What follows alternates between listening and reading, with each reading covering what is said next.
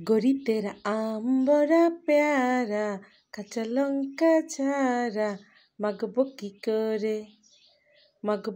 করে তারপর নুন তেল দিয়ে আচ্ছা করে মেখে খাবো কবে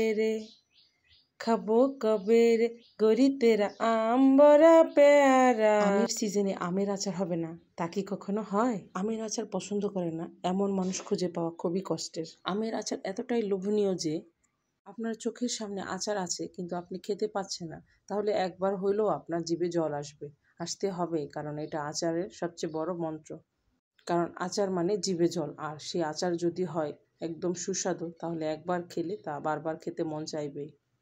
আচারের সেই গন্ধ, ভাতের প্লেটে যদি এক সাইডে আমের আচার থাকে আর সাথে যদি ডাল বা মাংসের তরকারি থাকে তাহলে মনে হয় না আর কিছু লাগবে। নিমিষে ভাত কখন প্লেট থেকে শেষ হয়ে যাবে আপনি টেরই পাবেন না। আর সেই আচারই যদি হয় গাছ থেকে পাড়া একদম টাটকা আমের, তাহলে তো কথাই নেই, আর রাঁধুনির হাতের স্পর্শে সেই আচারের দ্বিগুণ আরও বাড়িয়ে তোলে। আজকে যে আচারটা বানিয়েছি তার কালার এত সুন্দর হয়েছে, আপনারাও বাসায় এইভাবে ট্রাই করে দেখতে পারেন।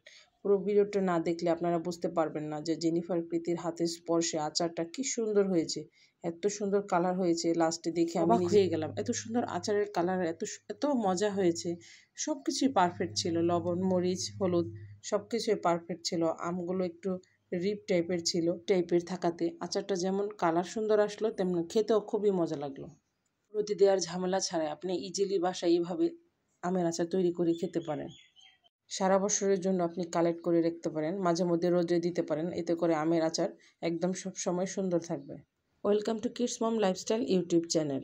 জেনিফার কৃতি আজ আপনাদের জন্য নিয়ে এসেছে আমের আচারের রেসিপি। সহজে বাড়িতে আপনি সারা বছরের জন্য কালেক্ট করে রাখতে পারবেন এভাবে আমের আচার বানিয়ে। একটা কথা মনে রাখবেন, কখনো আমের আচার রোদে না শুকিয়ে সরাসরি ফ্রিজে রাখবেন না, এতে করে আমের গুণাগুণ নষ্ট হয়ে যায় এবং অনেক দিন ফ্রিজে রাখার পর সে খাবারটা বিষে পরিণত হয়।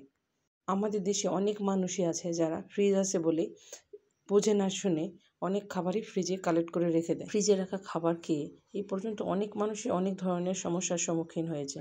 তো আপনাদের উচিত শুধু আচার না, যে কোনো খাবারই যেন ফ্রিজে দীর্ঘদিন না রেখে খাওয়া হয় সেদিকে নজর দিতে, কারণ ফ্রেশ খাবারে যে ফ্রেশ পুষ্টি গুণাগুণ থাকে সেটা সুন্দর থাকে, আর অনেক দিন ধরে ফ্রিজে রাখার পরে খাবারের পুষ্টি গুণাগুণ নষ্ট হয়ে যায় যা আমাদের শরীরের জন্য ক্ষতির কারণ হতে পারে। আম বেসিক্যালি টক হয়, আর এই টক খাবার শরীরের জন্য খুবই উপকারী।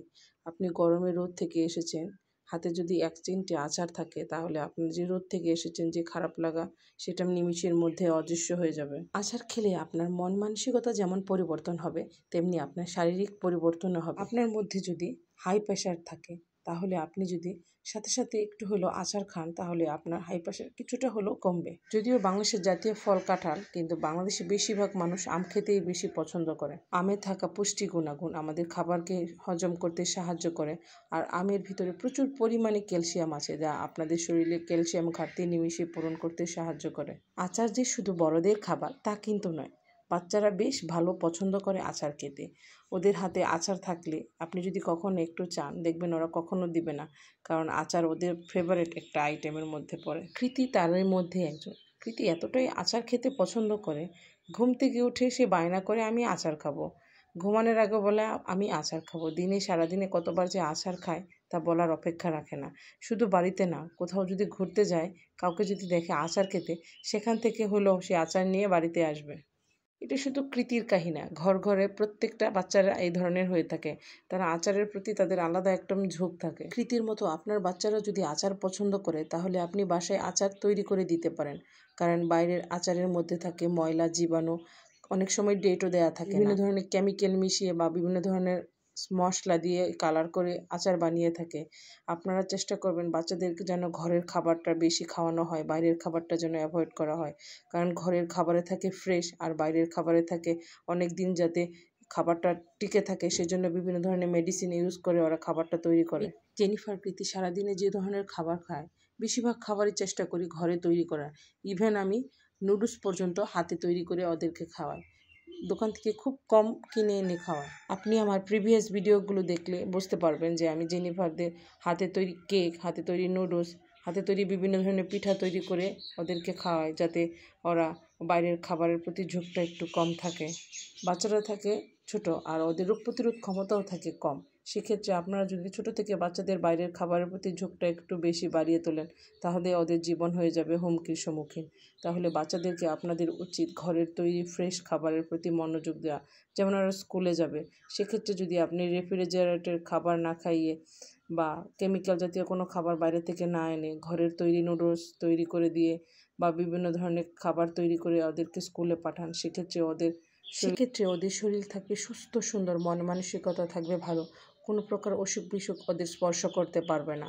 অনেক সময় আমরা বাচ্চাদের কোথাও নিয়ে গেলে বাইরের খাবার খাওয়ানোর চেষ্টা করি, যে ঘরে খাবার তৈরি করতে পারি না, সময়ের অভাব হয়ে গেছে। কিন্তু এটা আমাদের ঠিক নয়। আমরা যখন বাইরে যাব আমরা জানি, তখন আমাদের আগে থেকে খাবার রেডি করে রাখতে হবে। আমরা যদি এই অভ্যাসগুলো তৈরি করি, কারণ ওরা শিখবে যে আমার মা বাবা আমাকে ঘর থেকে খাবার কালেক্ট করে আমাকে খাওয়ায়। আপনারা নিজেরাই যদি বাইরে থেকে বের হয়ে বাইরের খাবারের প্রতি আকৃষ্ট থাকে, তাহলে বাচ্চারা তো সেক্ষেত্রে শিখবে। বাইরের খাবার মানে খারাপ আমি তা বলছি না, বাইরের খাবার অনেক সময় ভালোও হয়, কারণ অনেকের পক্ষে ঘরে তৈরি খাবার খাওয়াও সম্ভব হয় না, সময়ের অভাবে বা বিভিন্ন কারণে ব্যস্ত থাকার কারণে ঘরে খাবার তৈরি করাও সম্ভব হয় না। তবে আপনাদের উচিত ঘরের খাবারটার প্রতি বেশি ঝোঁক দেওয়া।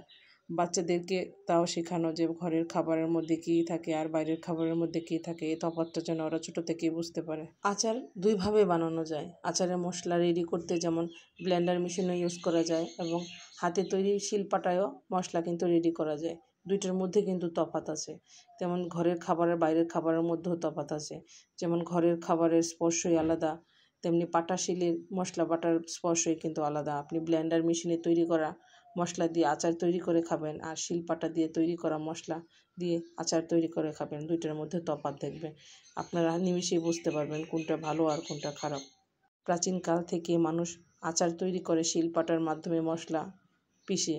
আর এখন আমরা আধুনিক হয়ে গেছি, আধুনিকতার স্পর্শে আমরা কী করি, সময় বাঁচাতে ব্লেন্ডার মেশিন ইউজ করি। ব্লেন্ডার মেশিন ইউজ করা খারাপ না, তবে কোনো ইম্পর্টেন্ট জিনিস তৈরি করার ক্ষেত্রে আমাদের শিলপাটাটা ইউজ করাটা আমি মনে করি প্রয়োজন। আচার হয়ে গেল, এখন খাওয়ার সময়। কে কে খেতে চান এখনই চলে আসেন। জেনিফার, কৃতি তো রেডি আচার খাওয়ার জন্য। তারা দু বোন আচার এতটাই পছন্দ করে, কৃতি বেশি পছন্দ করে, জেনিফার একটু কম, কারণ জেনিফার টকটা একটু কম পছন্দ করে, মিষ্টি তার ফেভারিট। আর আচারটা যেহেতু টক মিষ্টি ঝাল হয়েছে, সেক্ষেত্রে কৃতিরই বেশি প্রিয়। প্লিজ লাইক অ্যান্ড সাবস্ক্রাইব করে আমাদের পাশে থাকবেন। আজ আর নয়, দেখা হচ্ছে পরবর্তী ভিডিওতে। Bye bye.